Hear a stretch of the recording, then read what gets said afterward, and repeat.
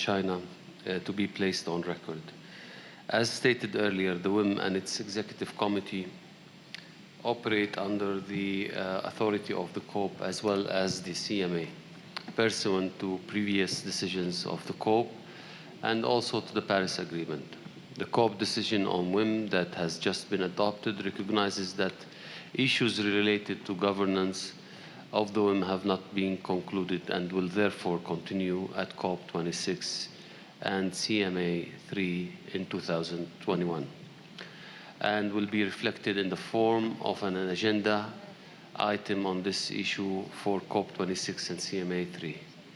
We note that our discussion on this issue here at the COP25 and CMA 2 did not produce any outcome, and that such discussions do not prejudice any further considerations of this matter under the COP and the CMA.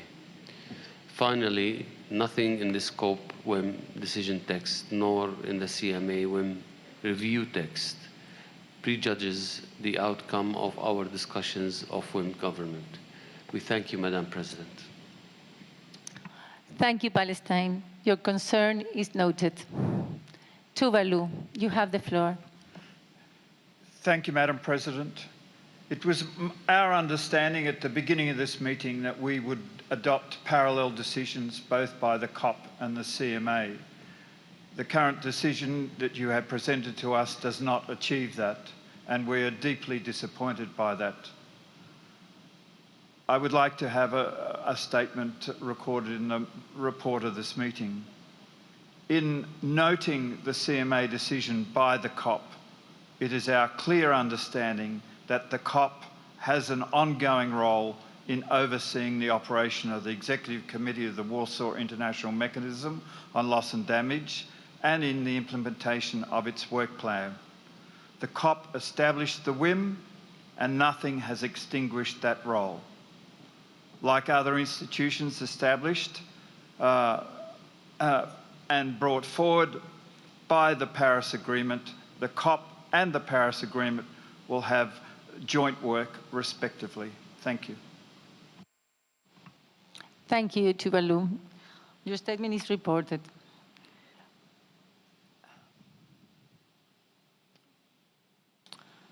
I will now invite the COP to consider Agenda Item 8, matters relating to finance.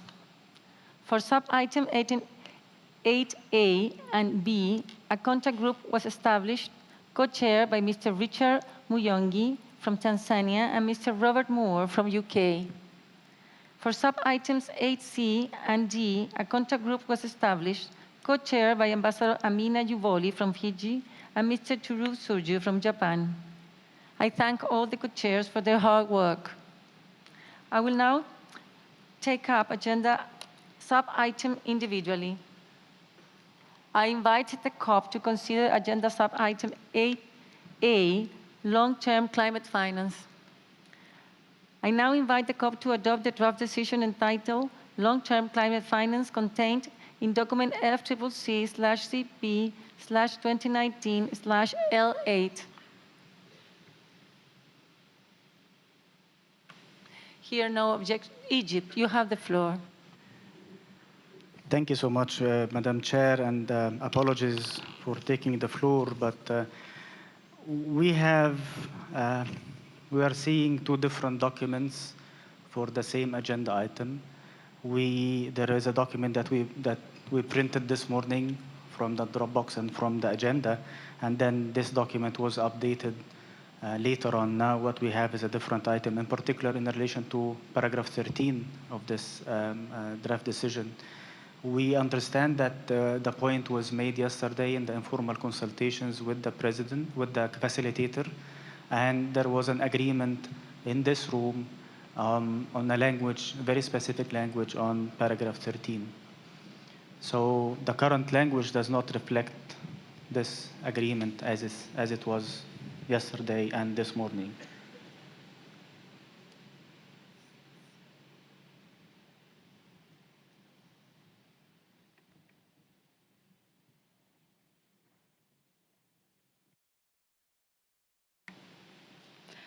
Delegates, the file that was uploaded earlier was a technical error. The correct file is the one that's uploaded now, and it's noted in the document.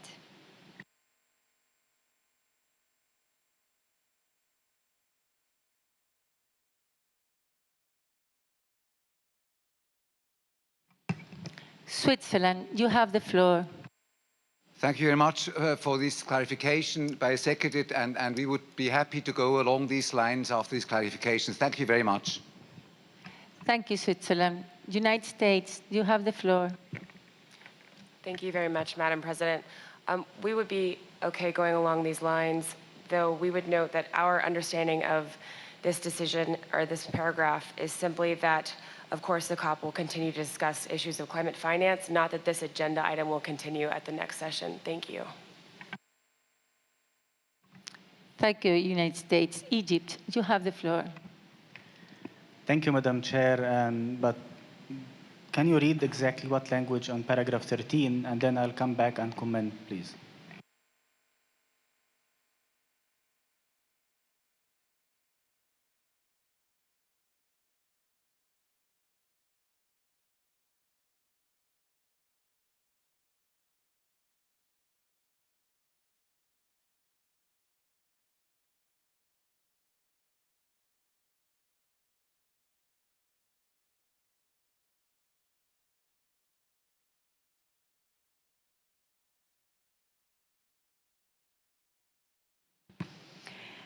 Paragraph 13 reads, note the importance to the Conference of the Parties of continued discussions on long-term climate finance and decides to consider the matter at its 26th session.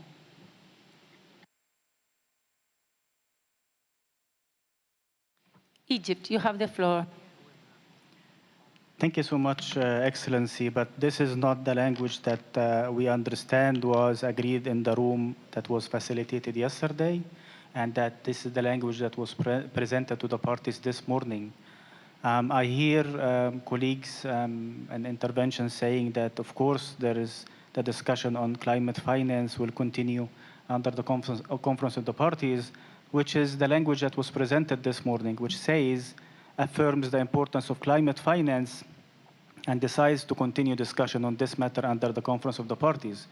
So hearing the previous intervention specifically, it speaks to the same language, but it does not refer to this, noting the importance of a continued discussion. So with this, I would like to go back to the language that was printed and was agreed in the informal last night. Thank you.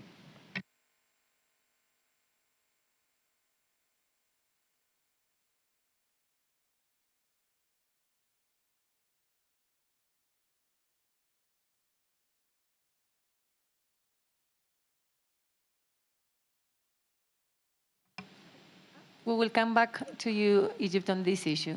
Nicaragua, you have the floor.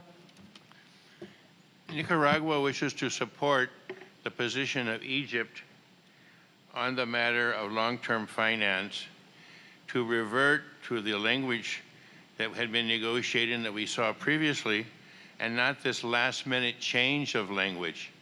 Long-term finance is more important than ever, and we should not have a hiatus of 1 year in the effort to come up with options and alternatives for effective long-term finance. This is more important than ever because we have not come to terms at this COP with significant financing for loss and damages, which is essential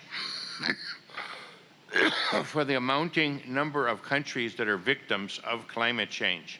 So we support the Egyptian position, Madam Chair.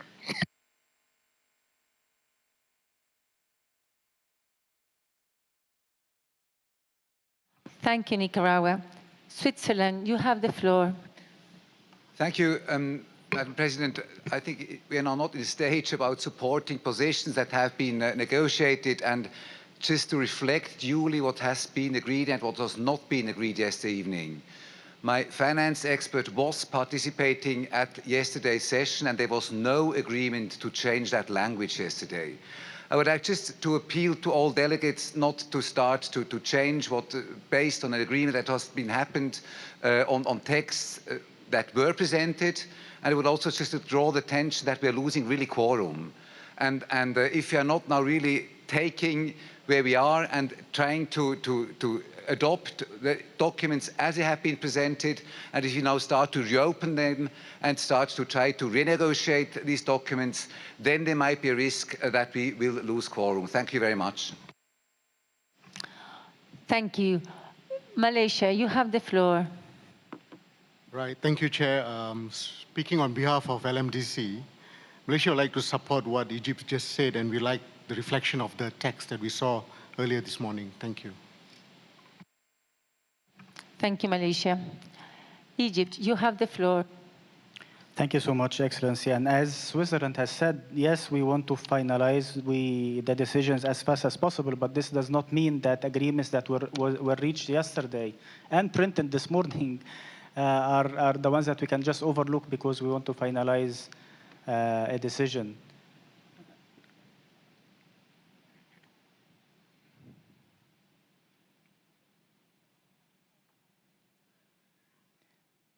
Okay, I'll stay. The coordinator of the African group clearly highlights that this was an agreement, and the language that is now presented is a language that the African group did not approve, and it was made very clearly that it was not a language that the African group can go forward with. So there was a compromise language, which is, again, what is presented in the previous and printed and even posted this morning. And it just confirms what some delegations have said. It is affirmation of the importance of climate finance and decides to continue the discussion under the convention. I think it was said even by, I think, other delegations before me, and supported, of course, by a wide variety of delegates. Thank you. Thank you, Egypt. Canada, you have the floor. Thank you. And I just wanted to weigh in with what Switzerland was saying, because you know, the language that was read out by the Secretariat was the language that was discussed last among parties. And there was no agreement to make further changes to the language. So we would appreciate some clarification on moving forward. Thank you. Thank you, Canada. United States, you have the floor. Thank you, Madam President. And just to be perfectly clear, we don't support the language that has been proposed by Egypt nor Switzerland. Though our understanding of the situation, the discussion last night was certainly as Switzerland has described it. Thank you. Thank you, United States. Japan, you have the floor. Thank you, Madam Chair. And according to the expert who participated in the discussion last night, so there was no conclusion. So it's true that there was an argument to oppose description as described here in this draft text, but there was no conclusion in the discussion last night. So in that sense, this description in the draft text reflects exactly the argument discussion last night. That is understanding of Japan. Thank you, Japan. Give me some minutes. We will see the situation.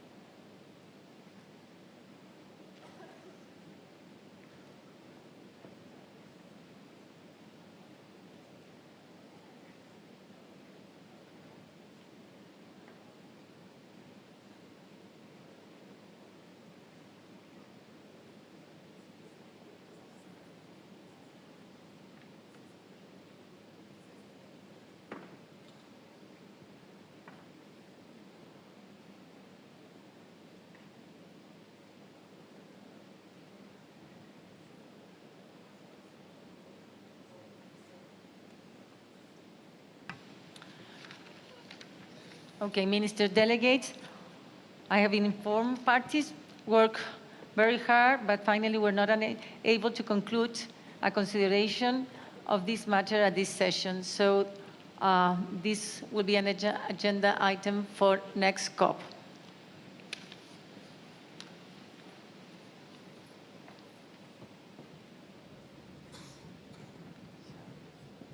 Thank you for your understanding.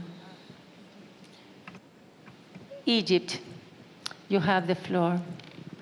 Thank you so much, Excellency. And this is a very unfortunate and disappointing decision.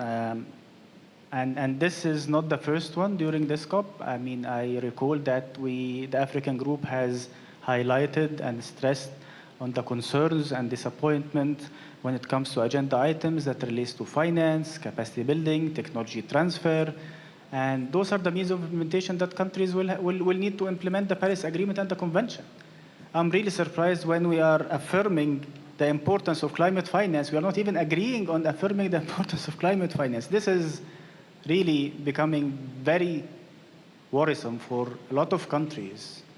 Very worried about not even affirming a very benign language of the affirmation of climate finance and to continue discussion under the Convention on Climate Finance.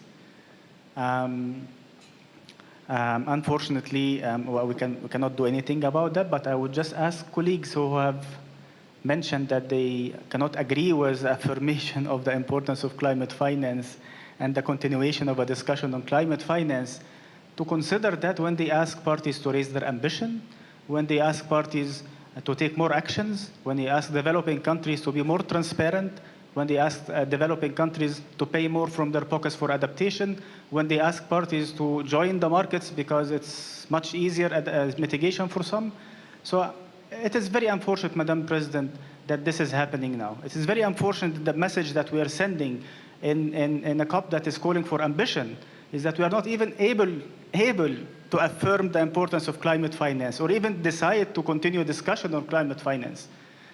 I don't know what to say, but this is not what the African group, and I'm sure a lot of developing countries who have responded to that, have expected when we fully ratified the Paris Agreement. We didn't walk out of the Paris Agreement. We are committed to what we have said in the Paris Agreement, and we are committed to the Convention. We are not walking back. We are not backsliding. We are not rolling back on the commitments. But it seems this is not the same from all parties. So colleagues and parties who are calling for more ambition, who are saying that environmental integrity is the core, that are calling for the climate emergency, if you are not in line with a discussion on climate finance, or you are not in line with affirmation of the importance of climate finance, please relook at your positions. We are not here to have very nice statements and people start applauding and clapping for nice words. We are here to work and make sure that we deliver the right package to enhance the ambition and have things moving forward. We are not here to just have slogans and nice words. I respect all parties, I respect all groups, but it is very obvious that when it comes to technology transfer, capacity building, finance, we have very limited space to even discuss it or even affirm its importance. I would like this to be put on record. We will engage on this agenda item again, but not with a very benign language, just calling for parties to affirm or requesting a very simple request to continue discussion, but with very strong language, and we'll make it very clear in the coming discussions that when we talk about adaptation finance in markets, it has to be done. When we talk about climate finance in general, it should be done. It is as important as the rest of the mitigation because it is a core component of any ambition for developing countries, and particularly for Africa. I thank you, Madam Chair. Thank you, Africa. Nicaragua, you have the floor. Thank you very much, Madam Chair. The lack of ambition on climate finance will affect ambition with regard to mitigation. The reason for this is that a large percentage of the NDCs of the developing countries are contingent on climate finance. By systematically not considering climate finance, the low level of ambition at this COP with regard to climate finance then will affect the ambition with regard to mitigation and adaptation as well, because it will affect the capacity, the respective capacities of the developing countries to fulfill their commitments as they wish to do, as they wish to do. It's quite unfortunate that this COPE has not had balance with regard to climate finance. It's been systematically sidelining all of the issues that have to do with climate finance, and to take long-term finance, which has a long history within the Kyoto Protocol and within the successors to it, is quite unfortunate, and I wish to express that we're very disappointed. Thank you, Madam Chair. Thank you, Nicaragua. Saudi Arabia. Thank you very much, Madam President. Speaking on behalf of the Arab group, we could not agree more with the statement by Egypt and Nicaragua on their disappointment in the way we are addressing ambition. We are killing an agenda item here, right here, in this very moment, that speaks about climate finance. And we said from the very early beginning of this conference that when we speak about ambition, it's not only ambition in mitigation, it's ambition, mitigation, adaptations, and means of implementation. And we're not really delivering on that.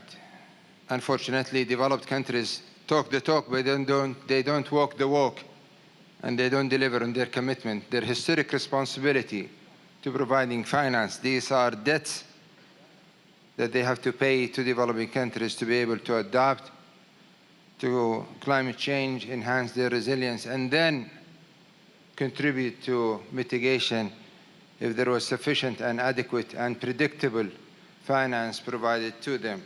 It's unfortunate that we are seeing now this agenda item being contested, and we are not able to reach a decision.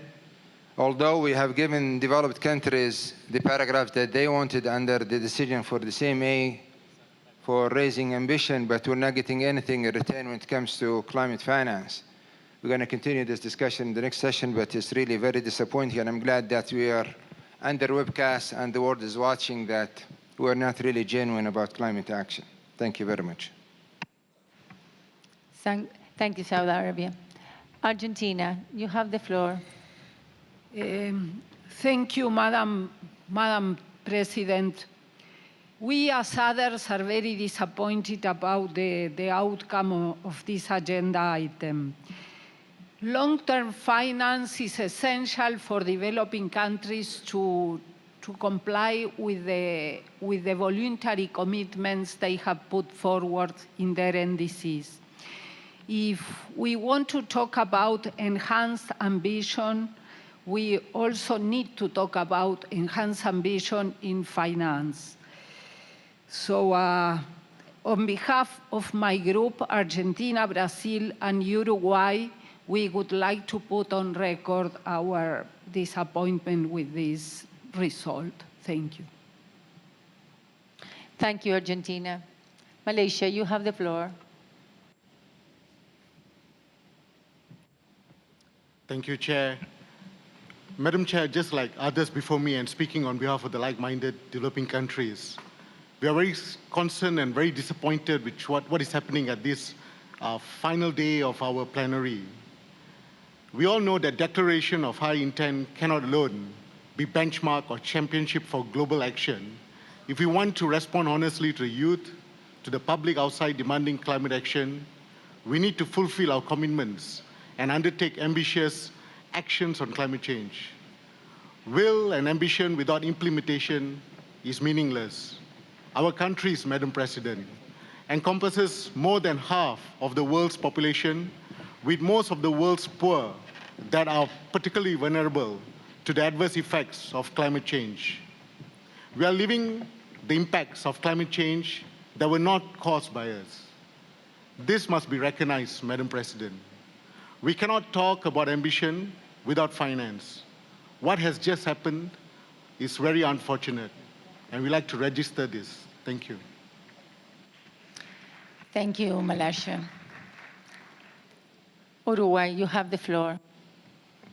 Thank you, Madam President. We would also like to express our concern with the situation.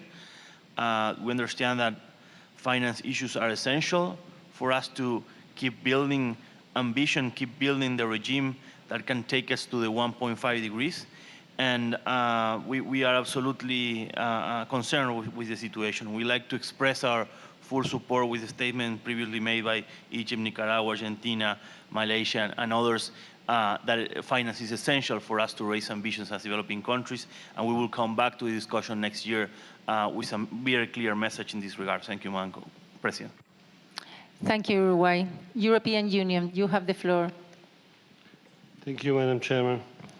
I think this COP is very close to reaching the record of the duration from information I got from some of my colleagues.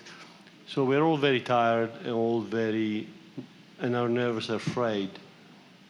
But I would encourage colleagues to reflect. We are not talking in this decision about whether or not we should have a conversation about long-term finance. That conversation will continue under the convention because we have a long-term goal of post-2020 climate finance. The conversation will also continue under the Paris Agreement, where next year we will start a conversation about the post-2025 goal on long-term finance. So affirming with vehemence that we're not interested in a discussion on long-term finance, I'm afraid, is not particularly accurate. So I would invite all of us to lower the temperature. We will continue to have conversation on long-term finance, both under the Paris Agreement and under the Convention, without the need for having a row right now on which of the two fora should be preferred. Thank you very much. Thank you, European Union. Maldives, you have the floor. Thank you. Thank you very much, Madam President. At this late hour, I did not intend to take the floor, but I thought perhaps my minister has just left. This was his constant message that I couldn't refrain not taking the floor. I fully subscribe the points that was made by Egypt.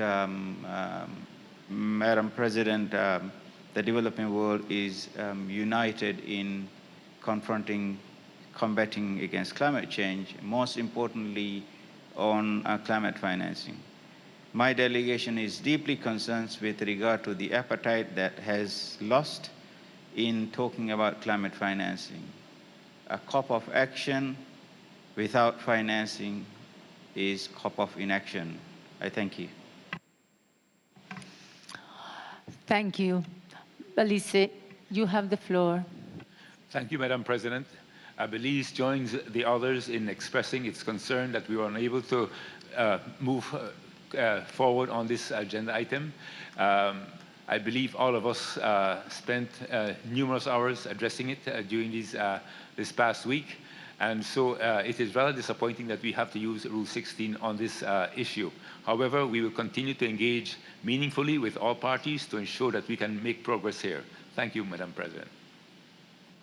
Thank you, Belize. Bhutan, you have the floor. Thank you, Madam President. Like others, we also would like to register our concern on this particular item.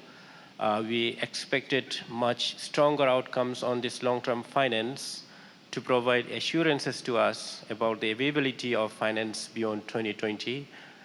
This is critical because it's important for us to work to implement our NDCs and NAPs. Like others, looking forward, we look forward to engage on this, and it's very unfortunate and that we are not getting enough attention on finance here. Thank you. Thank you, Bhutan. Egypt, you have the floor. Thank you so much, Excellency, and apologies for taking the floor again. And just also, while stating the disappointment, I want to welcome the statement made by the EU confirming that the discussion will continue, confirming the importance of climate finance, be it under the Paris Agreement or the Convention, and also put on record that the African group, and I'm sure all developing countries, very much appreciate the countries who have doubled their climate finance. There are some countries who are mentioned here in the decision, unfortunately will not be able to take the decision forward. I think countries who have doubled for the GCF, like Germany, like the UK, like France, many European countries are very much appreciated. So we just wanted to put on record that while we are facing a lot of challenges, there are some countries who are up to their commitments. Thank you so much. Thank you, Egypt.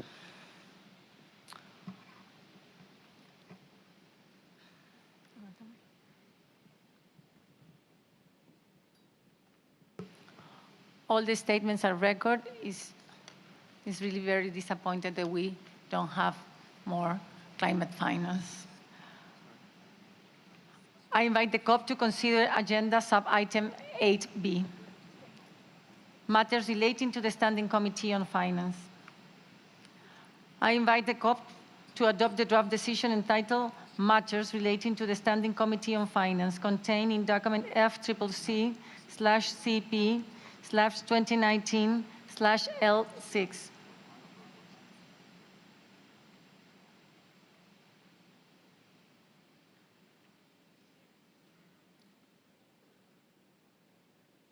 Here, no objections, it is so desired.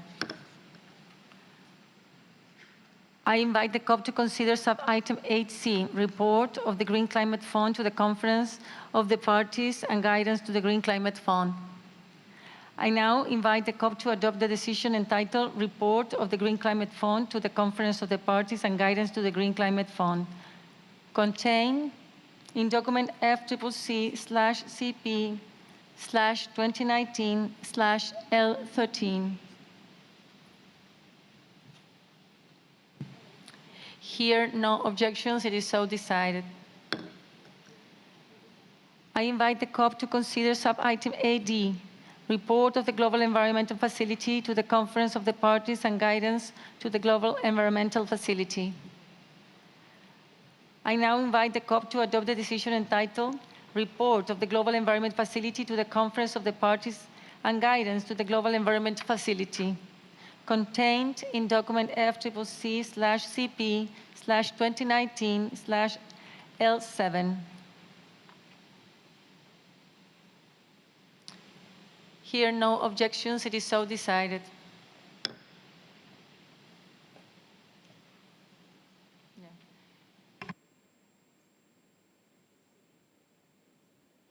This meeting of the COP is now adjourned. Dear delegate, I now resume the 8th meeting of the CMP. I invite CMP to consider the agenda sub-item 10, report of the Forum on the impact of the implementation of response measures. I now invite the CMP to adopt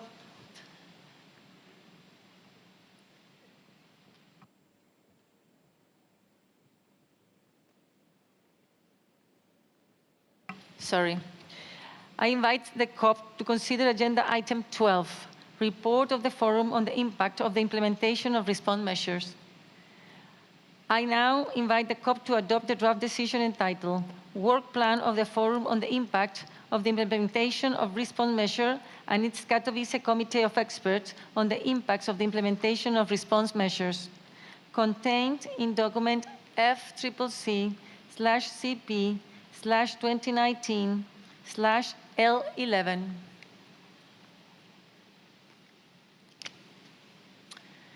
Here, no objections, it is so decided.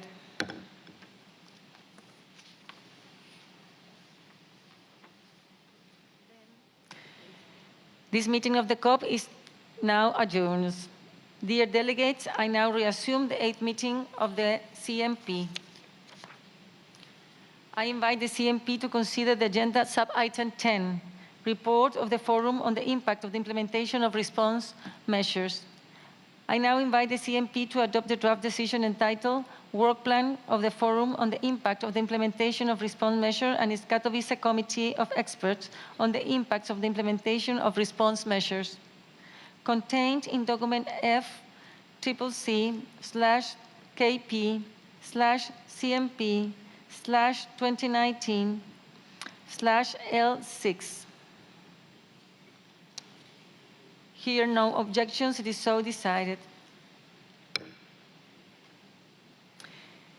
Dear delegates, please stay in your seat as we will be convening the joint plenary to hear closing statement.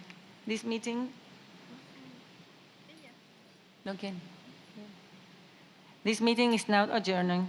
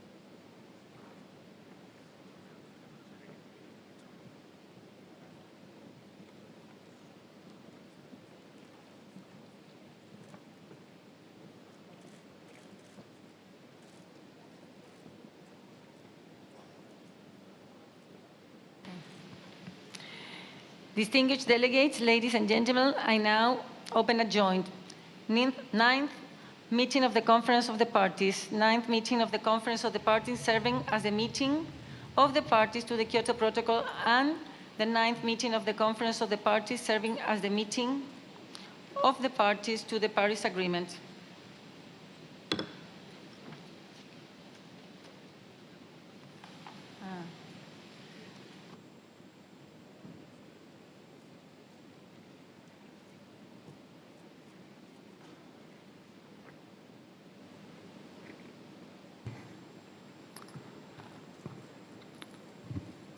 Dear delegates,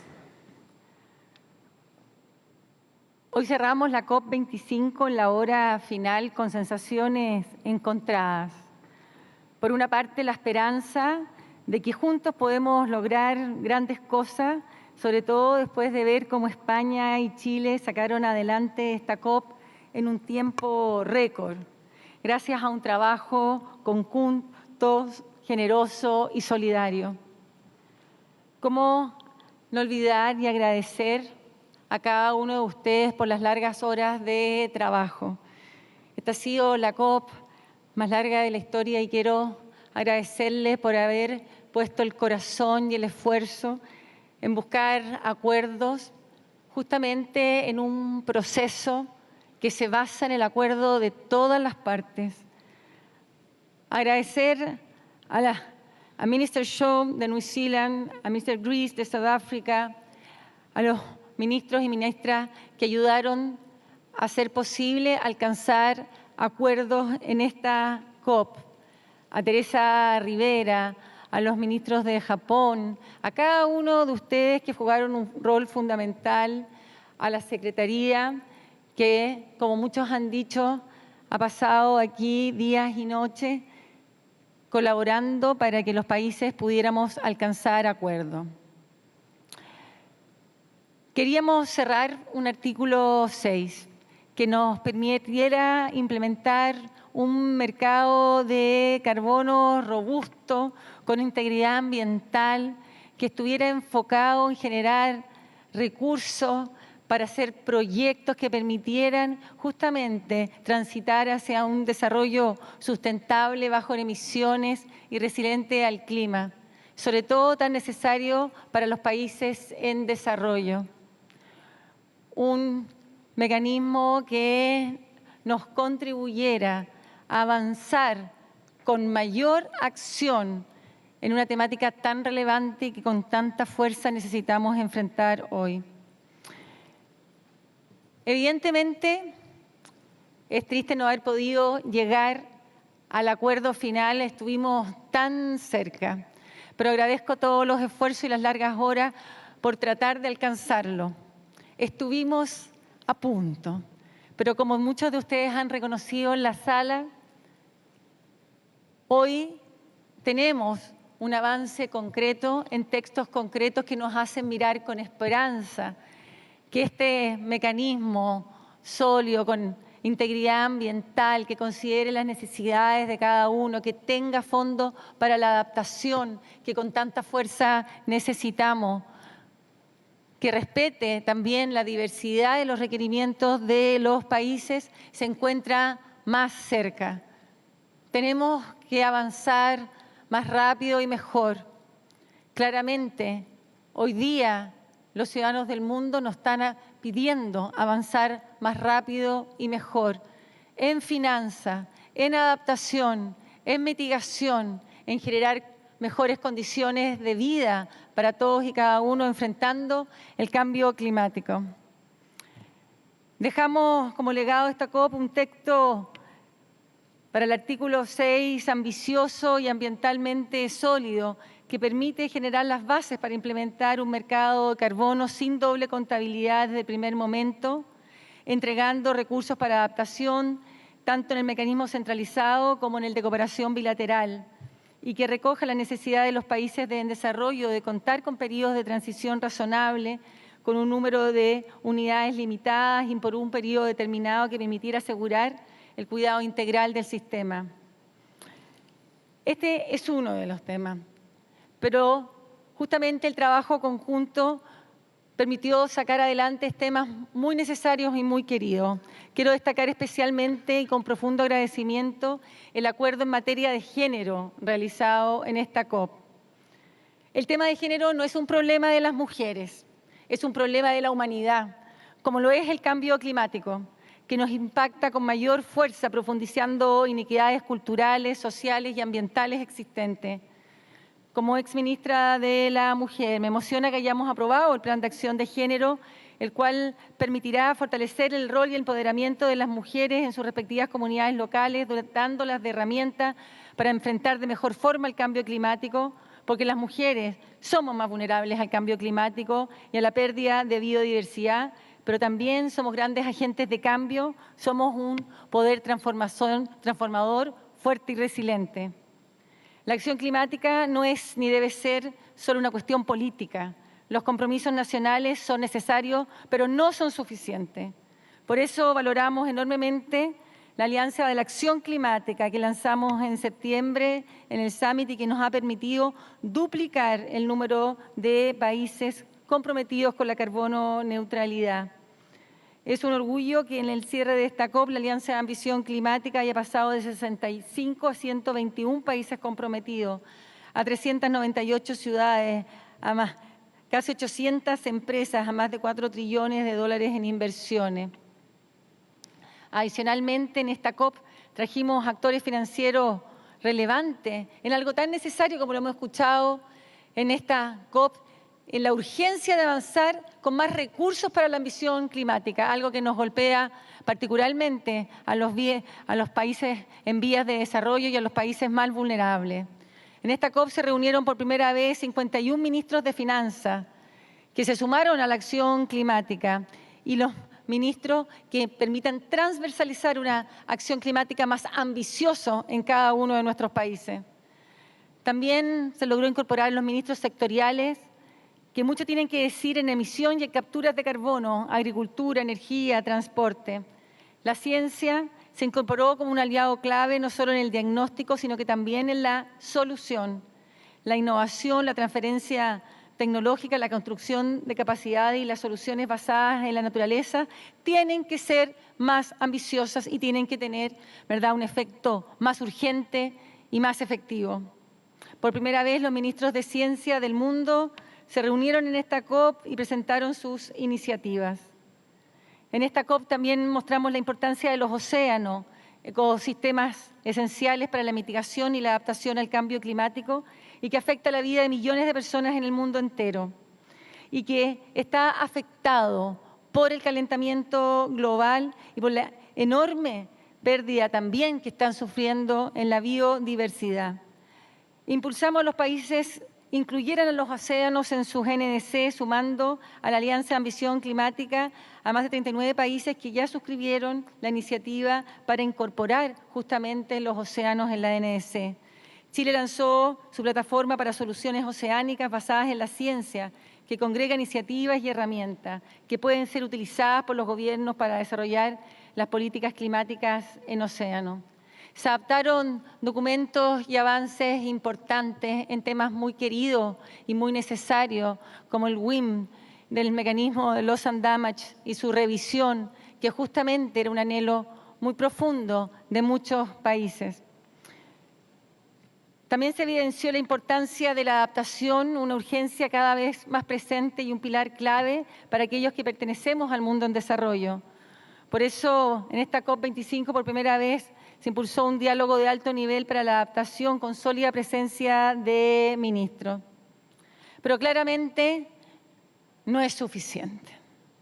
El mundo nos está mirando y espera soluciones concretas, mayores por nuestra parte. Por eso no estamos satisfechos. Los acuerdos alcanzados por las partes no son suficientes para enfrentar con sentido de urgencia la crisis del cambio climático. Aún no están los consensos para aumentar la ambición en los niveles que necesitamos. Antes de terminar, quiero hacer un llamado al mundo fuerte y claro para fortalecer la voluntad política y acelerar la acción climática a la velocidad que el mundo necesita. Las nuevas generaciones esperan más de nosotros. Tenemos la obligación de estar a la altura de las circunstancias. Las nuevas generaciones, las mujeres, los niños del mundo entero nos piden una respuesta más sólida, más urgente y más ambiciosa para poder actuar. Muchas gracias.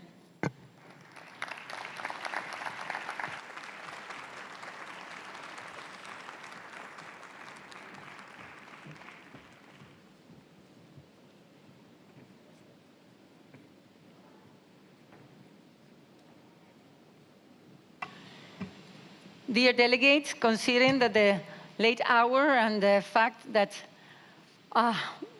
most of us must hurry to the airport, I would like to propose that the statements are sent and uploaded electronically. No.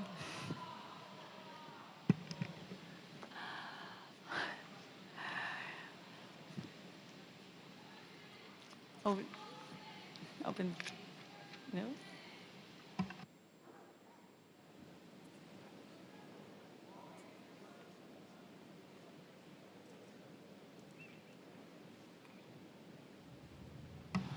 Brazil, you have the floor. Thank you, Madam President. Well, first of all, I would like to sincerely thank Chile for its great effort and congratulate you for the great job you did in such difficult circumstances. We are very grateful to you, and I'm speaking on behalf of Brazil, Argentina, and Uruguay, the ABU group. We would also like to sincerely thank Spain for its hospitality and for having worked this wonder to host us here in such short notice. But having said that, I will follow your suggestion, and that's what I was going to propose, at least to the other state delegates, that we, rather than speak here, given the short time that we have, that we all send our statements in writing. This is what we will do. Thank you very much. Thank you, Brazil. You have to move from yeah, you're... Costa Rica, you have the floor. Thank you, Señora Presidenta. We were going to make a similar suggestion. We would perhaps suggest that parties deliver their statements in writing and we leave the space for NGOs and civil society to deliver theirs.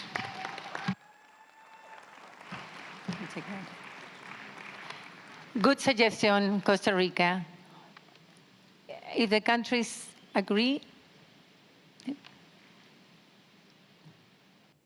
Egypt, you have the floor. Thank you so much, Madam President. Well, in principle, I would agree, but I cannot not take the floor on behalf of the African group to thank you, Madam President, for your leadership.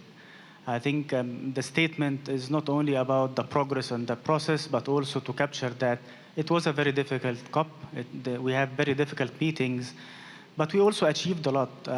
People might think that the progress, the small progress that was here is something that might be a negative signal to the outside world. I think it is not. The discussions that we had reflects the challenges that we have. It reflects also the commitment to the multilateral process. It reflects the leadership of a person like you, Excellency, pushing forward, pushing the parties to try to reach agreements until 48 hours after the meeting, the official closing of the meeting. So for us, it was a good conference. I hope that all of us have heard each other on the importance of raising ambition, the importance of finance, technology, and capacity building, the importance of working together through a multilateral process. We are proud as Africa of what was achieved on 25 years from the convention until now. We are proud of the Kyoto Protocol. We are proud of the Paris Agreement. We are proud of this conference of the parties. We are proud that we are still in a very strong multilateral process, taking us all forward in an inclusive manner. If we overlook the small elements or the small differences on issues on different agenda items, we need to also confirm that we are all here. 48 hours after the official closing, everybody is following on the webcast. My colleagues, everybody is following, and they are all saying the same thing. Yes, we are here. Yes, we are up to the challenge. It is our responsibility to have a better future. It is our responsibility that the new generations, the incoming generations, would live in a better world, in a world that would take them forward, not a world that will be suffering from impacts of something that they haven't done. So saying that, I have to thank you, Madam Chair. I have to thank your team. You were a leader in the process. All the ministers who have engaged here, all the partners even like that we have engaged with from I would say from the other side, from developed countries, and also for the stakeholders and the NGOs and CSOs who are outside there having all the side events.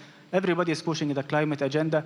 I hope that we are up to the expectation. It is unfortunate that the outcomes are not very high, but they are a step forward. Even if it's a small step, it's still a step forward.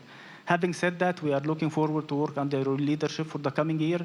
We have full confidence in you and your team and the Secretariat, and we also be looking forward to working with the UK in the next year. Thank you so much, and I hope we all are up to the expectation and we take the climate agenda forward. Thank you so much. Thank you, Egypt. European Union, you have the floor. Madam President, we agree with your suggestion. Let me just associate myself fully to the statement just made by Egypt. Thank you very much. Thank you, European Union. State of Palestine, you have the floor. Thank you, Madam President. Madam President, speaking on behalf of the 135 members of the Group of 77, allow me to thank you, Madam President, for your extraordinary efforts, your leadership, your guidance, and the amount of effort that you have exerted during these negotiations to guide us and to help us reach a successful agreement. What you have done is exemplary and will always be remembered. You have done all you can, and responsibility is also that of the states. As Nelson Mandela once said, that our experience has taught us that with goodwill, a negotiated solution can be found for even the most profound problems. The group of G77 came here with that goodwill, and we tried our best. We succeeded in certain fronts, but we failed in others, and for that, we have to continue working.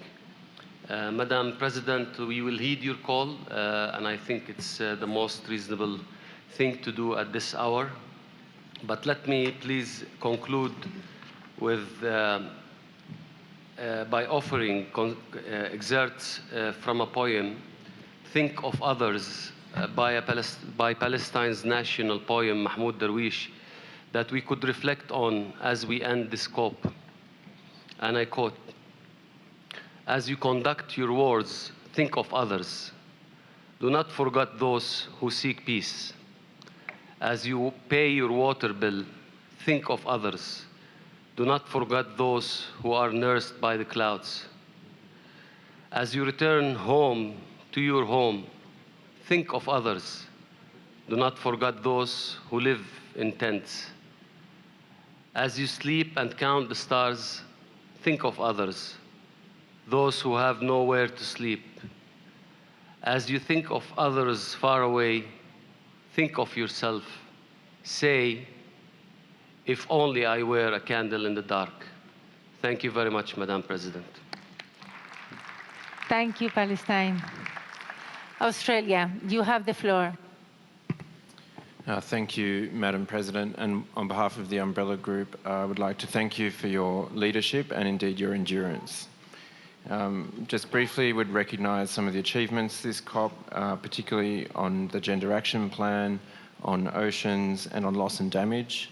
While recognising we didn't get all the outcomes that we wanted, we look forward to establishing markets with environmental integrity and a strong and effective enhanced transparency framework in the coming period. We look forward to COP26 under the UK leadership and to the pre-COP in Italy. We will submit a full statement. Thank you. Thank you, Australia. China, you have the floor. 谢谢主席。中方代表基础4国发言。中国支持巴勒斯坦代表77国集团和中国发言。过去2周以来，在古特雷斯秘书长的亲自推动下，在主席国智利的巨大努力下，在东道国西班牙的全力支持下，公约秘书处部长协调员、工作组主席、议题协调员以及各国同事们夜以继日付出了辛勤的努力，但是会议的结果与我们的期待仍有差距，特别是就完成巴黎协定第6条实施细则这项核心任务，我们只形成了程序性的结论，相信大家都非常遗憾，这与我们的付出不成比例。气候变化日趋紧迫，应对现实挑战需要的是切实行动，而不是空喊口号。巴黎协定是多边主义的标志性成果，有效应对气候变化，必须坚持多边主义，必须建立在巴黎协定坚实制度基础上，必须切实聚焦落实协定，尊重历史，基于现实国情，充分考虑发达国家和发展中国家的不同起点，落实所作出的承诺。基础4国呼吁各国坚持多边主义，坚持全面、有效、持续落实公约及其京都议定书、巴黎协定，特别是要准确解读和实施巴黎协定及其目标和原则，切实遵循公平、共同担有区别的责任和各自能力原则，以及国家自主决定贡献的制度安排。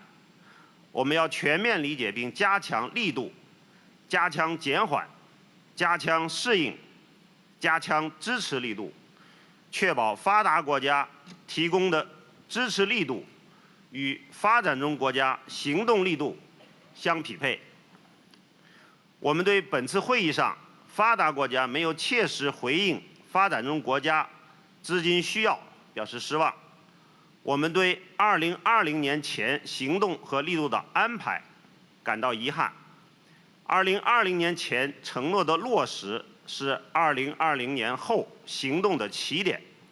我们敦促发达国家采取切实行动，弥补在减排和对发展中国家支持方面的缺口。尽管基础市国国内发展存在不充分、不平衡的问题，均面临着消除贫困、改善民生、推动社会经济发展、保护环境等多重挑战，但是4国都根据本国国情实施了强有力的气候行动，并取得了显著的成效，为应对气候变化的全球努力做出了重大贡献。基础市国已经提出了反映其尽可能高力度的气候政策和贡献。我们认为，行动始于当下，而不是明年或者更远的未来。以下我代表中国讲，中方支持巴勒斯坦代表77国集团和中国、马来西亚代表立场相近发展中国家所做的发言。中国国家主席习近平多次强调，各方要本着构建人类命运共同体的责任感，坚持共同但有区别的责任原则，全面深入落实巴黎协定。我们将贯彻落实习近平生态文明思想，坚定不移地实施积极应对气候变化国家战略，继续付出艰苦卓绝的努力，采取强有力国内政策行动，100%落实承诺，开展应对气候变化南南合作。同时，中国将继续与各方一道努力推动完成巴黎协定实施细则的最后1公里，为推动全球生态文明建设，建立完善、公平、合理、合作共赢的全球气候治理体系，推动构建人类命运共同体做出不懈贡献。谢谢。Thank you, China. Norway, you have the floor. Thank you, Madam President. And first, I would like to thank you for your leadership and hard work, not least in the last few days. We now have come to important areas where we come to agreement. I would also like to say that we support Costa Rica, that the civil society and NGOs should be able to make their statements. But in the grave situation that the world is in, that first and foremost will affect future generations, I think it's most appropriate at the end of the COP to give the words for our final statements to our youth delegate, Sofie Norvik. Thank you. We lack the ambition needed to avoid this climate emergency. We're far from where we need to be to reach our international commitments of stopping global warming at 1.5 degrees. Now is the time for all countries to provide real action. Our leaders need to step up. The world would have looked very different if young people were in charge today. We don't have the time to wait for us to be the ones taking the final decisions. And youth are finished being your inspiration. Please use our solutions. Take the right decisions for our future and for all the people suffering the consequences of climate change today. Don't let us down. Thank you.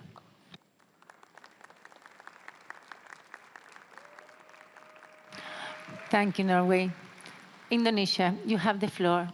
Madam President, Indonesia wants to be brief, but you deserve our direct conveyance of our appreciation, Madam President, and our thanks for your personal commitment, endurance, and passion for our work. We'd like to thank all the ministers who facilitated the decisions. It was really difficult, but they've done a great job, and we appreciate the inclusive process. We also thank the Spanish government and the people of Madrid for their excellent hosting and facilities. And again, Madam President, congratulations on the Blue COP. Thank you, Indonesia. Bhutan, you have the floor. Thank you, Madam President. Bhutan has a privilege of speaking on behalf of the LDC group. We align with the statement made by State of Palestinian on behalf of G77 in China. Briefly, Madam President, we would like to thank you for your leadership and guidance these past weeks, especially during final hours at this session. For us, this COP is the last stop before implementation of Paris Agreement. We are able to make good progress, but we have also left behind a few important items for next session. Our group remains committed to work together to strengthen the multilateralism and action on climate change. A longer version of the statement will be submitted online so that our friends in civil society gets time to share their views, as well as I need to go and catch my flight. Thank you very much. Thank you, Bhutan. Malaysia, you have the floor. Thank you, Chair. Malaysia is speaking on behalf of like-minded developing countries. We'd like to associate ourselves with all the statements made before this, and we'd like to congratulate you for your leadership, energy, and commitment towards this COP. And we also like to thank the team behind you, the Secretariat, the Chilean government, and the Spain government for the wonderful hospitality. We too will post our full text online, but before I leave, I would like to just mark that 14 December is the one-year anniversary of the passing of one of the convention founders, a wonderful friend, and one of the convention's greatest stalwarts, Madame Ditas. We like to remind the world of what she said. There's so much at stake. Get it right, and the world has the chance to both halt the catastrophic climate change and find better path to develop. Get it wrong, and all injustice and disadvantages that developing countries now face will be magnified 1,000 times in the coming years. Let us honor her spirit and respect what she stood and fought for her entire life, which is equity, fairness, and justice. Finally, Madam President, we reiterate, let us live up to our commitments and negotiate in good faith hereon. Thank you very much. Thank you a lot. Costa Rica, you have the floor. Señora Presidenta, le agradezco darnos de vuelta la palabra. I'm honored to speak on behalf of ILAC. We would like to support a statement made by the distinguished delegate of Palestine on behalf of G77 and China. We will be brief, I promise. We thank that the effort made by Chile in their role as COP presidency, and energy that was placed until the very last moment. And to your delegation, Madam President, we thank you for your work. ILAC also wants to recognize the great effort Spain, the city of Madrid, and its people made to organize this COP at the last minute.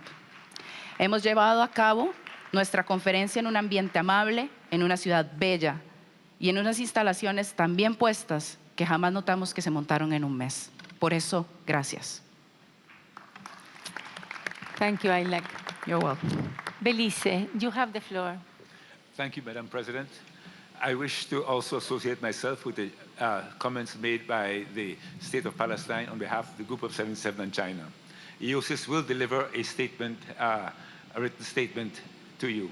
However, I would like to personally extend my appreciation for the extraordinary work you did in convening and executing COP25, and of course, for the support provided by the Kingdom of Spain, our host country. Thank you very much. Thank you, Belize. Liechtenstein, you have the floor. Madam President, I speak on behalf of the Environmental Integrity Group comprising Georgia, Liechtenstein, Switzerland, Monaco, the Republic of Korea, and Mexico. We thank you and your team for your effort and hard work over the last 2 weeks, and Spain for being great hosts. We support you and also the proposal made by Costa Rica. Thank you. Thank you, Liechtenstein. Saudi Arabia, you have the floor. I will deliver the statement in Arabic language.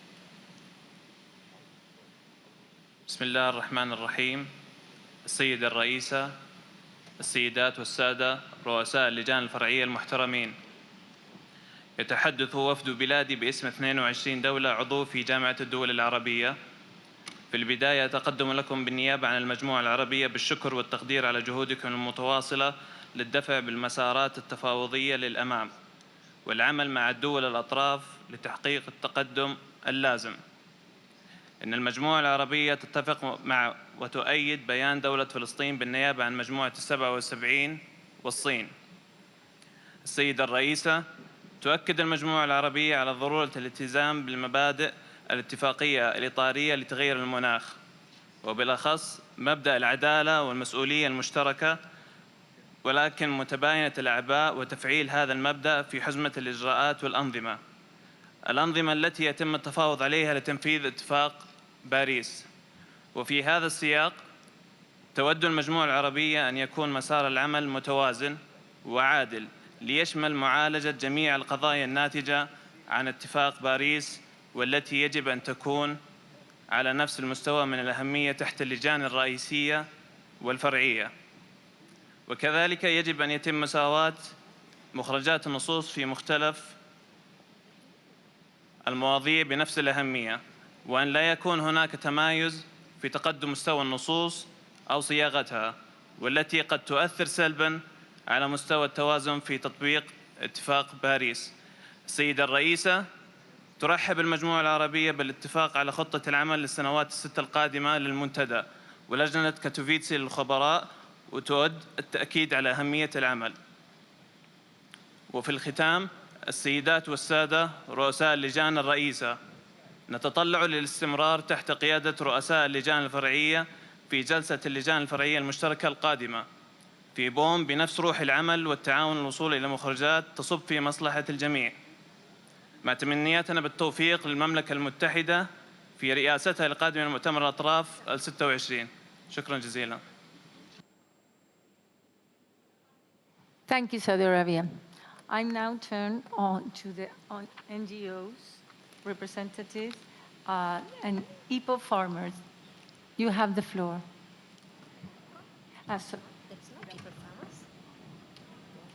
Indigenous Peoples what's a mistake? Organizations. Sorry. I will open the floor for the statement of observer organizations. I would like to give the floor to a representative speaking on behalf of Indigenous Peoples Organizations. You have the floor. Ko aora ki te mauka, ko waita ki te awa, ko tahu pōta ki te tupuna. Ko uenoku, ko tahu pōta ki ka whare, ko kātira ki amo, ko kāti waiwai, ko kāti roa hiki hiki, ka karakataka, e mihi ana ki a koutou katoa. Kia ora everyone, my name is Kera Sherwood-O'Regan and I'm speaking to you today as a proudly disabled Kai Tahu woman from Te Waipounamu, the South Island of Aotearoa, New Zealand. When I introduce myself in this way, I am connecting to my family, to my ancestors, to my waters, my rivers, and to our chiefly ancestral mountain Aoraki, who stands amongst his brothers as the tallest peak in the Southern Alps, which are currently melting due to your inaction. As Indigenous peoples, we come here every year, often on our own dime, to advocate for our peoples and for our lands because it is what must be done. We're constantly forced to fight for our rights to be included. And while we acknowledge the importance of the local communities and Indigenous peoples platform work plan being adopted at this session, we can't help but feel the irony of your refusal to include human rights and Indigenous peoples' rights in Article 6, when we know that market approaches have already directly harmed our communities. Our knowledge cannot be upheld if our rights are not upheld. You treat negotiations like a zero-sum game where you make deals behind closed doors, trading off our rights for the profits of the very corporations who caused this problem in the first place. But you forget that we cannot negotiate with nature. Since the colonial project began, we have been overcoming an apocalypse on our lands. This has embedded patriarchy, homophobia, ableism, transphobia, white supremacy, and systemic oppressions in our national and international mechanisms. When you silence us, you deny yourselves learning from our ways, and you continue to sideline those who have real solutions for all communities.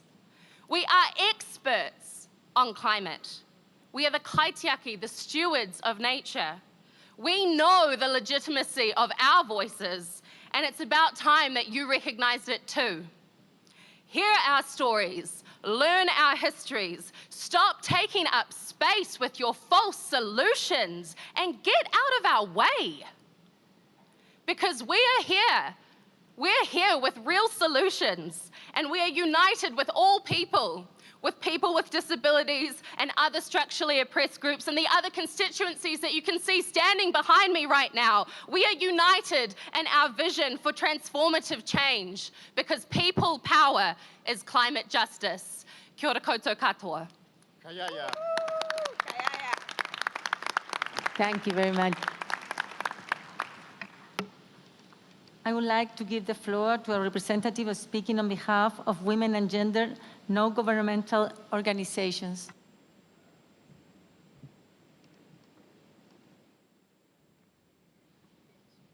Thank you, Chair. My name is Jolijn Holtz, and I'm speaking on behalf of the Women and Gender constituency. First, we take the opportunity to welcome what we see as one of the strongest outcomes of this COP, the adoption of the Gender Action Plan.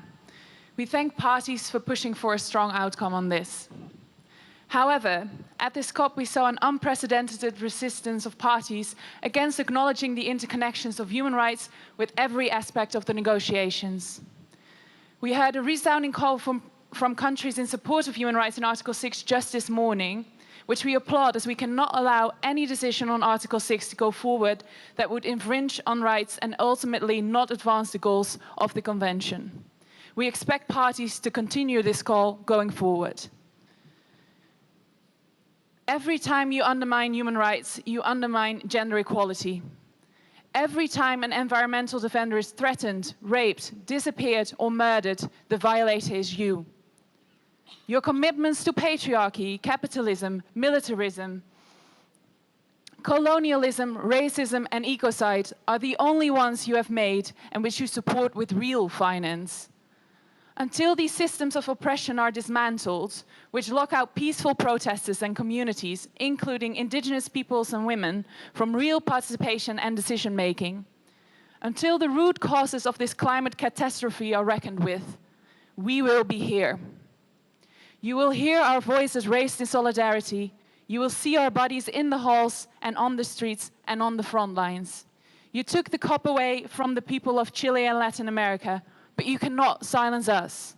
You cannot silence the people. You cannot silence women, nor indigenous peoples, nor migrants, nor workers, nor peasants, nor lesbian, gay, bisexual, transgender, non-binary, gender non-conforming, queer, intersex, and two-spirited people. You cannot silence people of color, nor people of living with disabilities, nor the elders, and not the youth. You cannot silence or rally and cry for justice, people power, climate justice.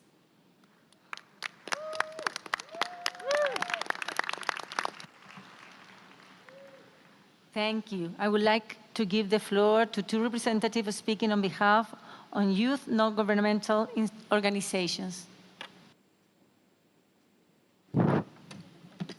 Thank you, Chair. We are Shreya Kesi from Youth for NDC from Nepal and Zuzana Borowska from the Polish Ecological Club from Poland. Speaking on behalf of Youth Constituency. Firstly, regarding NDCs, countries need to urgently enhance and revise them with the best available science and consultation with stakeholders. Youth priorities, including action for climate empowerment, green jobs, access to climate finance, must be reflected in their design. We, as youth, are ready to be included in the design and implementation of NDCs. On Warsaw International Mechanism of Loss and Damage, we are disappointed by the lack of progress on mobilizing funds for loss and damage for the most vulnerable on common time frames. We call for urgent conclusion of this item at SB 52. The timelines of global stocktake should not be up for discussion. We need to move fast. The current commitments by parties for GCF and Adaptation Fund are insufficient.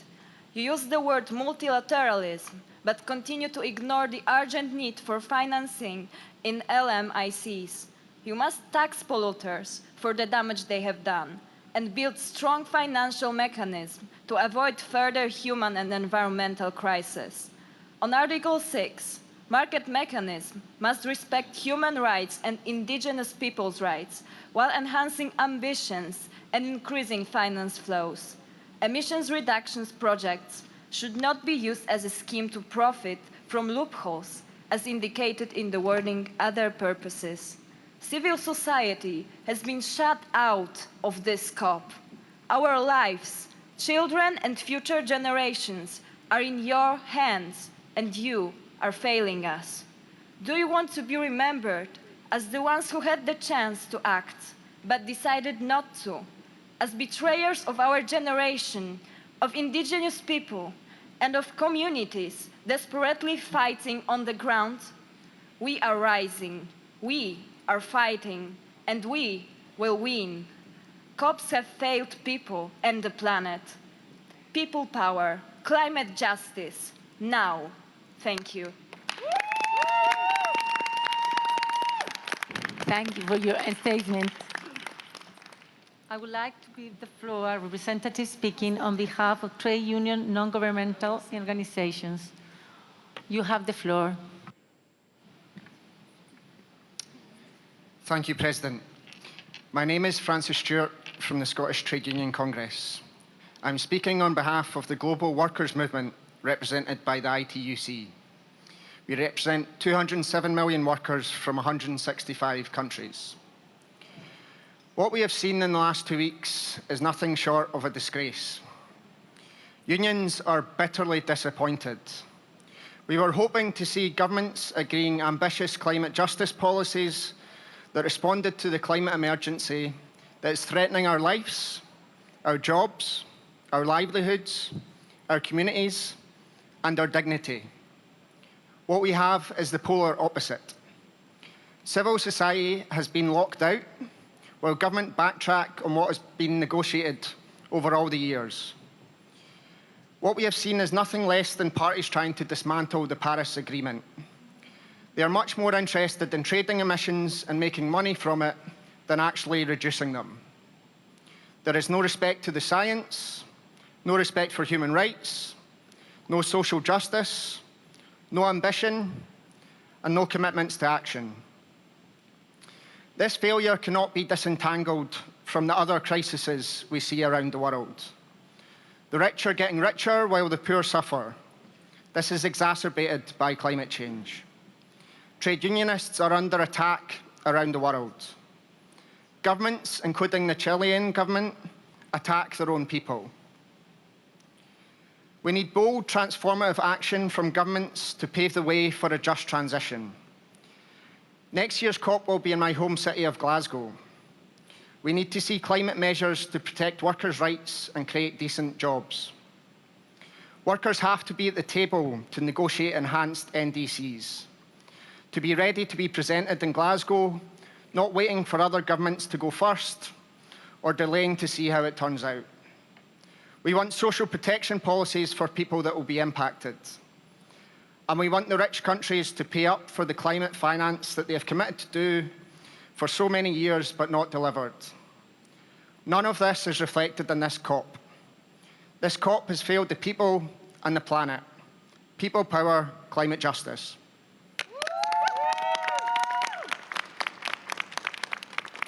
Thank you. I would like to give the floor to a representative speaking on behalf of business and industry non-governmental organizations. You have the floor.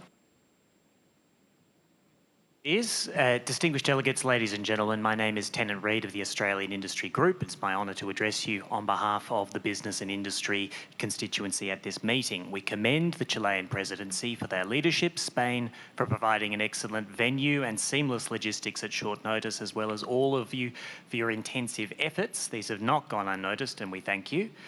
This conference has been centred around finalising the Paris rulebook and about commitment to increasing ambition. As we saw throughout the 2 weeks and at Wednesday's announcement of the Climate Ambition Alliance, businesses of every size across every geography and sector are rising to the challenge and setting the pace through ambitious commitments and actions. We are pleased to see that 84 countries also signed up to the Climate Ambition Alliance, signalling their intention to work towards enhancing their NDCs. We can all agree that while this is a good step forward, This is simply not enough to meet the goals of the Paris Agreement. We call on all parties to commit to enhance their NDCs, making them more ambitious and accelerating their implementation. This is essential to drive us further and faster in meeting the climate challenge. Business is ready to work with you in the development, implementation and review of enhanced NDCs. We've stressed the importance of finalising the outstanding matters related to the Paris Rulebook as vital to enhanced ambition and implementation, in particular providing strong and efficient rules that can unlock the potential of Article 6. We express our deep disappointment with the inability to finalise Article 6 at this meeting, despite your intensive efforts. We must not let Article 6 wither on the vine. Many of you here seem to agree. Clear rules, environmental integrity and robust accounting are essential to creating the market confidence needed to unlock investment, ambition and greater mitigation. You must continue to press to complete the rulebook over the coming year and to finalise it at COP26 in Glasgow. And you must go further.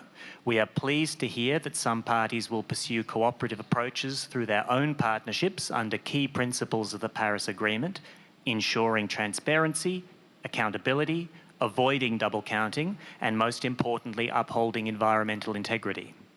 In 2020, we all have a central job to do. Act with urgency and speed to deliver concrete actions that put us on the right trajectory towards net zero global emissions. Excellencies, distinguished delegates, ladies and gentlemen, we hope that the knowledge we've exchanged, relationships we've built and sense of purpose we have strengthened here in Madrid will carry us forward to Glasgow and beyond. Thank you. Thank you. I would like to give the floor to a representative of, on behalf of research and independent non-governmental organizations. You have the floor. Gracias, señora presidenta. I have the pleasure to speak on behalf of the Ringo constituency. The Ringos would like to start by expressing appreciation for the Chilean COP presidency's recognition of the importance of putting science at the center of COP25. We also applaud the first ever virtual meeting of country science ministers in conjunction with the COP. However, we regret any dilution of science in the text. Through 25 years of COPs, plentiful technical solutions for mitigation and adaptation, as well as finance and market mechanisms have been developed, linking research with innovation. It is now time to put research and the agreement into action. We welcome very much the effort, but effort and talk and negotiations are not longer sufficient. We urge us all to return home to implement the details of the Paris Agreement now. Through capacity building, we must give people the tools and empowerment to address climate change in their communities. The research community stands ready to serve as knowledge brokers to explain the regional relevance of the scientific evidence and COP decisions in our home communities and countries. We are also prepared to help the transformation of knowledge into day-to-day practice.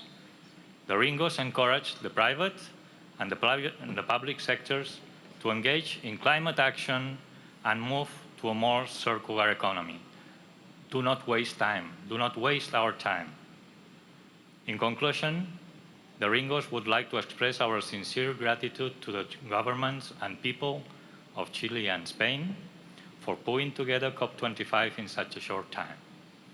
This was a good example of how the global North and South can come together and accomplish a great task, a metaphor for what we need to do to advance the provisions of the Paris Agreement and COP25. Thank you very much. Thank you. I would like to give the floor to two representatives speaking on behalf of environmental, non-governmental organizations. You have the floor. My name is Adam, and I'm here to speak to anybody who carries in their heart some hope of climate justice, some hope of a livable future. I know that you're all tired, because we for sure are. We are tired of governments siding with the polluters. We are tired of our lives being negotiated away for money. The people are tired of being ignored, while a handful of wreckers and bullies negotiate in bad faith. We know that until we get them out of power, they will continue to sabotage our future. Our government spent 2 weeks focused on carbon trafficking above all else. A few of them focused on cheating while carbon trafficking, but they all thought of convoluted schemes which are unjust and ineffective. Yet you ignore the clear and simple solutions, like leaving fossil fuels in the ground. It's really not complex. We need to stop frying our planet, and we need to provide support to those who are staring down the barrel of the climate crisis, the barrel of devastation. Millions of us around the world are rallying, striking in the streets, demanding real and fair solutions and the right to a dignified life, because we will never accept crumbs of a future, and we will make the polluters pay. This COP has failed the people and the planet. People power, climate justice. Thank you. My name is Sebastian Deck, and I'm speaking on behalf of the Climate Action Network. Cannes has followed these climate negotiations since they started in 1991, and never before witnessed such a disconnection between what the science and the people demand and what governments are delivering. We witness an almost complete absence of ambition and urgency from all the large emitters. And then to hear that one country blocked language on addressing this gap is obnoxious. The arrogance to block progress while leaving the Paris Agreement is treacherous. Furthermore, this COP has failed to provide new and additional finance to support those people suffering from climate-induced loss and damage and increasingly dramatic impacts of the climate crisis. On rules for Article 6, Climate Action Network applauds all those who stood strong on environmental integrity and social safeguards, including human rights and indigenous people's rights. However, we are gravely concerned by the exclusion of vulnerable countries from key negotiations and call on future presidencies to ensure full inclusiveness. But as governments screw up, people rise up. COP25 has not delivered, but we will return stronger in 2020. We will rise and unleash unprecedented movements if governments keep failing the people and the planet. We are closing ranks with the unions, with the climate justice movements, with the indigenous peoples, with the faith-based communities, and with the youth. This process is failing the people and the planet. People power, climate justice.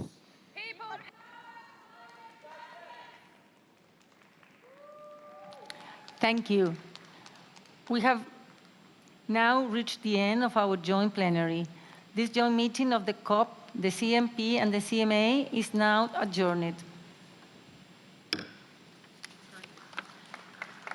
I invite the COP to consider Agenda 19, conclusion of the session. Turning to Agenda Sub-Item 19A, adoption of the report of the conference on its 25th session. I now invite the Secretariat to provide us with a preliminary assessment of the resource implications of decisions adopted by the COP here in Madrid. Obeis, you have the floor.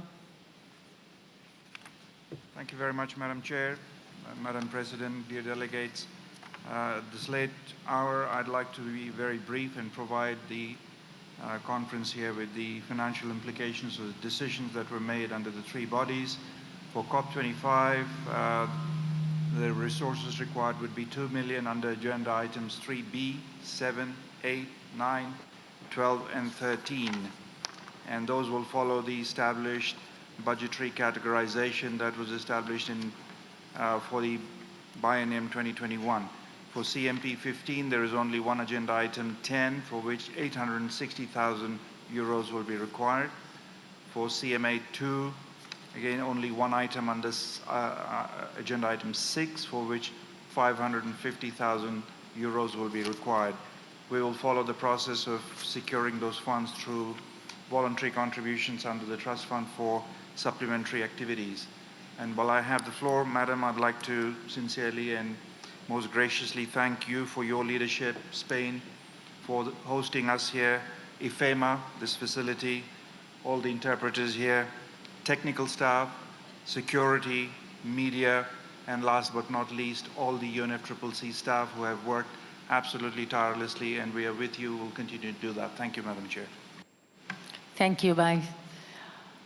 The draft report is contained in document FCCC/CP/2019/L1.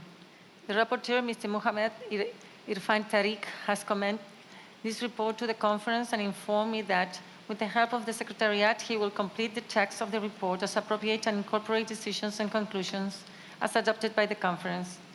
I invite the COP to adopt the draft report on the understanding that the rapporteur, with the assistance of the Secretariat, will complete the report and make it available to all the parties. Hearing no objections, it is so decided. I invite the COP to consider agenda sub-item 19B, closure of the session. I see the United Kingdom has requested the floor. United Kingdom, you have the floor. Thank you, Madam President. On behalf of all of the parties, including those who could not be here at this moment, I'd like to express our profound gratitude to the government of the Republic of Chile, the government of the Kingdom of Spain, and the people of Madrid. Your willingness and ability to take prompt, ambitious action is an inspiration to all of us as we look to the challenges ahead. Thank you for everything, and we look forward to welcoming you all next November. Thank you, UK. I now invite the COP to adopt the resolution, expression of gratitude to the Government of the Republic of Chile, Government of the Kingdom of Spain, and the people of the City of Madrid, contained in the document FCCC/CP/2019/L5 and FCCC/KP/CMP/2019/L4 and FCCC/PA/CMA/2019/L2. Hearing no objections, it is so decided.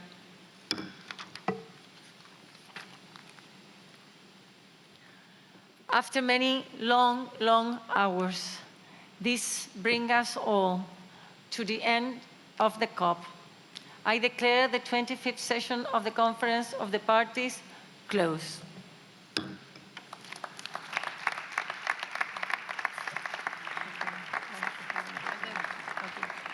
I invite the CMP to consider agenda item 15, conclusion of the session.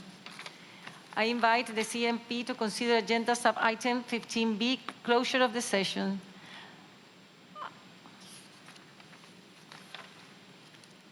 I declare the 15th session of the Conference of the Parties serving as the meeting of the parties closed. I invite the CMA to consider agenda item 15, conclusion of the session. I declare the second session of the Conference of the Parties serving as the meeting of the parties closed.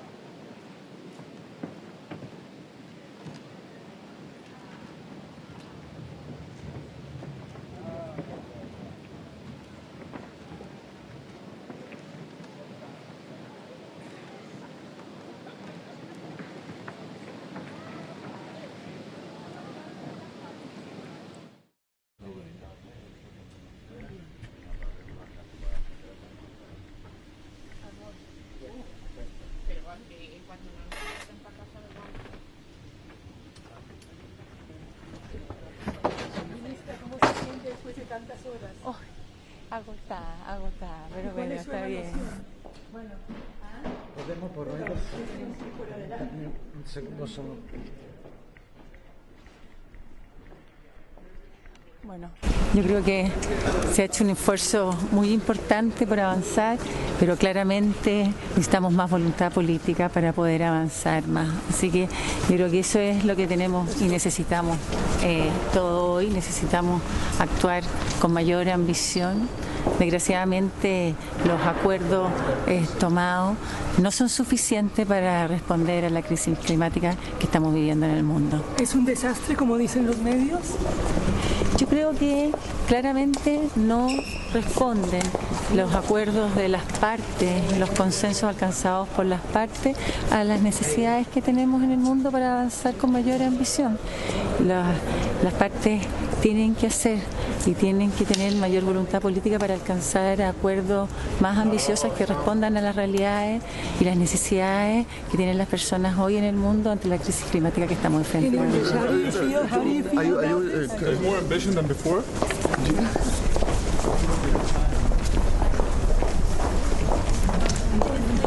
Are you satisfied? Por favor.